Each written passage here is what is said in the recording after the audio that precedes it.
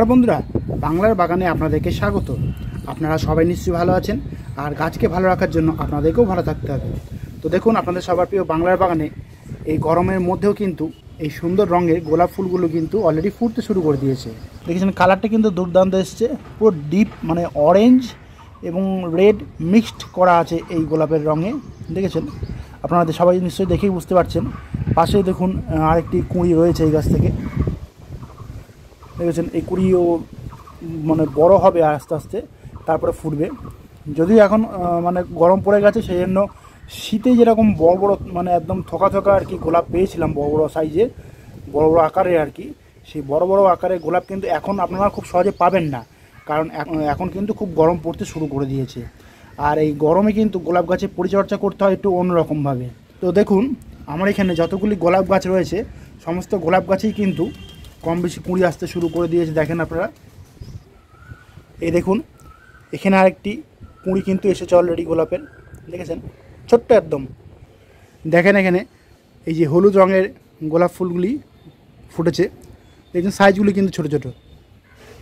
দেখেন, পুরো deep yellow colour.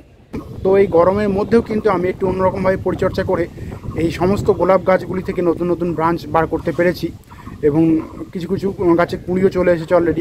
তো টাইটেল আর থাম্বনেল দেখে আপনারা নিশ্চয়ই বুঝতে পেরেছেন যে আমি আজ আপনাদের সঙ্গে কী বিষয় নিয়ে আলোচনা করতে চলেছি। তো তাহলে চলুন সেই আলোচনা বিষয়ের দিকে তাহলে যাওয়া যাক এবার। দেখুন, আপনাদের সবার প্রিয় বাংলার বাগানে এই জবা ফুলগুলি এই গরমের মধ্যেও কিন্তু ভালোভাবে ফুটছে। দেখেছেন আপনারা, রঙগুলি কিন্তু বেশ একদম স্পষ্ট এসছে আর কি পুরো। দেখুন, অনেক কুঁড়িও ধরে আছে। দেখুন, দেখেছেন এই কুঁড়িগুলো এখন ধরে রয়েছে। এই গাছটিতেও একটি জবা ফুল ফুটেছে, দেখেন আপনাদের সবার প্রিয় বাংলার বাগানে। দেখেছেন, কালারগুলি কিন্তু বেশ ভালো এসেছে।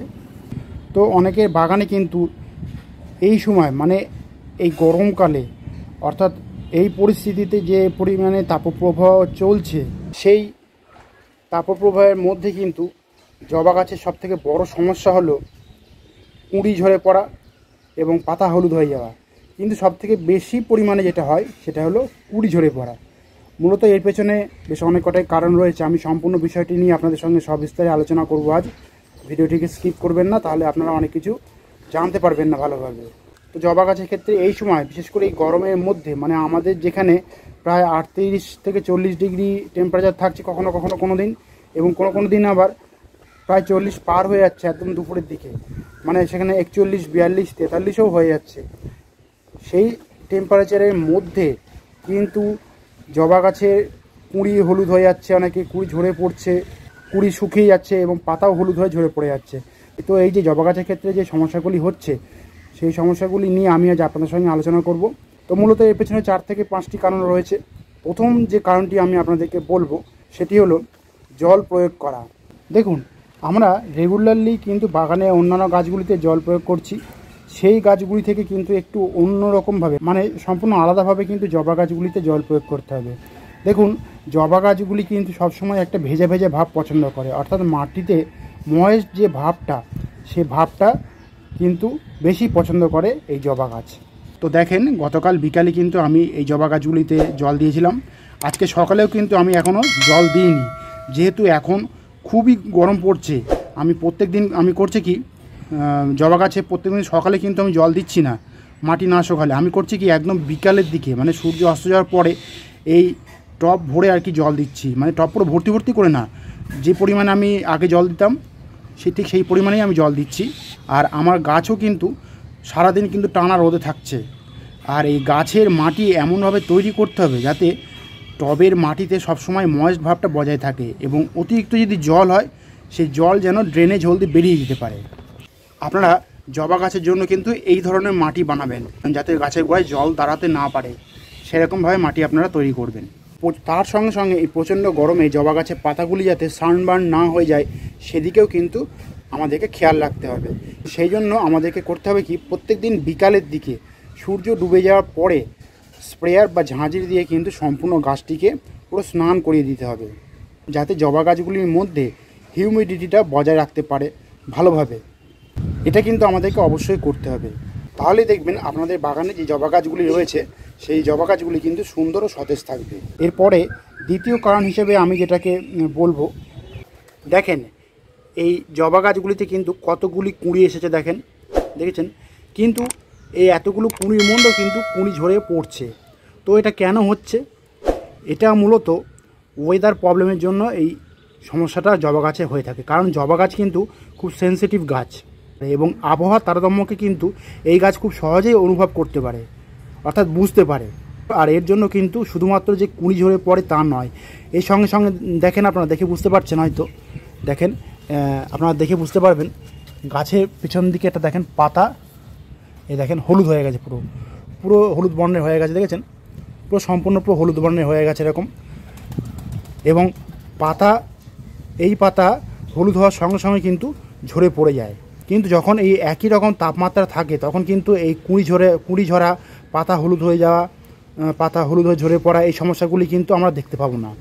যদি স্বাভাবিক কোনো সমস্যা হয় সেগুলিকে কিন্তু আমরা খাবারের মাধ্যমে বা কীটনাশকের মাধ্যমেও কিন্তু সমাধান করতে পারবো। কিন্তু এই যে টেম্পারেচার আপ ডাউন হওয়া, এটা হলে কিন্তু এই সমস্যাটা হবেই। এই কথাটা আপনারা মাথায় রাখবেন। কারণ আগেই বলেছি আমি যে জবা গাছ কিন্তু খুব সেনসিটিভ গাছ। আর বিশেষ করে এই সময় হঠাৎ বৃষ্টি দেখা দিল, তখন হয়তো আপনারা জবা গাছের টবে জল জমে যাবে বলে আপনারা ঘরের মধ্যে তুলে নিলেন জবা গাছটিকে টব সমেত, এবং তারপরে যখন বৃষ্টি বন্ধ হয়ে গেল তারপরে হঠাৎ আপনারা বাইরে বের করে দিলেন। এরকম কিন্তু ঘরে বাইরে কিন্তু কখনোই এই জবা গাছগুলিকে আপনারা করবেন না, কারণ এতে কিন্তু সমস্যাটা আরও বাড়তে পারে। 3 নম্বর যে কারণটি হলো, সেই কারণটি আমি আপনাদের সঙ্গে বিস্তারিতভাবে আলোচনা করছি। আপনারা মন দিয়ে কিন্তু শুনবেন, ভিডিওটিকে স্কিপ করবেন না, তাহলে অনেক কিছু বিষয় অজানা থেকে যাবে আপনাদের। আমরা জবা গাছে প্রুনিং করার পর যখন নতুন নতুন ডালপালা ছাড়তে শুরু করে, নতুন বৃন্ত বের হয়, তখন কিন্তু আপনারা লক্ষ্য করে দেখবেন মাঝে মধ্যেই কিন্তু মিলিবাগের অ্যাটাক কিন্তু জবা গাছে শুরু হয় যখন নতুন নতুন কাণ্ড বেরোবে। আমিও কিন্তু সেই সমস্যার সম্মুখীন হয়েছিলাম যখন আমি এই গাছে নতুন প্রুনিং করে দিয়েছিলাম। প্রুনিং করার পর নতুন নতুন কাণ্ড বা বৃন্ত আর কি বের হচ্ছে, তখনও কিন্তু সেই একই রকম সমস্যার আমি সম্মুখীন হয়েছিলাম। আমার এই জবা গাছগুলিতে কিন্তু এখনও কিন্তু মিলিবাগে অ্যাটাক হয়েই চলেছে কম বেশি। আপনাদেরকে আমি দেখাচ্ছি, দেখেন আমার কিন্তু এই জবা গাছগুলিতে সামান্য মিলিবাগে অ্যাটাক হওয়া শুরু হয়েছে, দেখতে পাচ্ছেন আপনারা। আর এই কুড়ি একদম গোড়ার দিকে দেখেন, এখানেও মিলিবাগে অ্যাটাক অলরেডি শুরু হয়ে গেছে, দেখতে পাচ্ছেন আপনারা। দেখেন এই জবা গাছের কুড়িতেও কিন্তু মিলিবাগে অ্যাটাক কিন্তু অলরেডি শুরু হয়ে গেছে, আপনারা নিশ্চয়ই দেখতে পাচ্ছেন। এই কুড়ির গোড়ার দিকে দেখেন আপনারা খেয়াল করে, সাদা রঙের মিলিবাগ কিন্তু অলরেডি অ্যাটাক করা শুরু করে দিয়েছে, দেখতে পাচ্ছেন আপনারা নিশ্চয়ই। তো যখনই দেখবেন আপনারা আপনাদের জবা গাছে এরকম মিলিবাগে অ্যাটাক হয়েছে, তৎক্ষণাৎ কিন্তু আপনারা ব্যবস্থা নেবেন। এই মিলিবাগের হাত থেকে জবা গাছকে রক্ষার জন্য কি করতে হবে আমাদেরকে? আপনারা করবেন কি, কনফিডার বা একতারা নামক যে কীটনাশক রয়েছে, সেই কীটনাশক নিয়ে 1 লিটার জলে 1 গ্রাম ভালোভাবে মিশিয়ে নেবেন, জলের সঙ্গে মিশিয়ে নিয়ে সম্পূর্ণ গাছটিকে পুরো স্নান করিয়ে দেবেন। এই কীটনাশক আপনারা কখন ইউজ করবেন? আপনারা এই কাজটা একদম সকালের দিকে বা সন্ধ্যাবেলার দিকে ইউজ করবেন। 15 থেকে 20 দিন অন্তর এই কীটনাশকগুলি আপনারা দেবেন, তাহলে দেখবেন আপনাদের গাছ সুস্থ সবল থাকবে এবং কুঁড়িয়ে ঝরে পড়বে না। এরপরে আসি, পাতা কেন হলুদ হয়ে যায় এবং ঝরে পড়ে যায়? এই যে পাতা হলুদ হয়ে যাওয়া এবং ঝরে পড়ে যাওয়া পাতা, এর কয়েকটি কারণ রয়েছে। এর প্রথম যে কারণ রয়েছে সেই কারণটি হলো অতিরিক্ত পরিমাণে রোদ পাচ্ছে এই গরমের মধ্যে জবা গাছগুলি এবং সঠিক সময়ে জল প্রদান করা হচ্ছে না।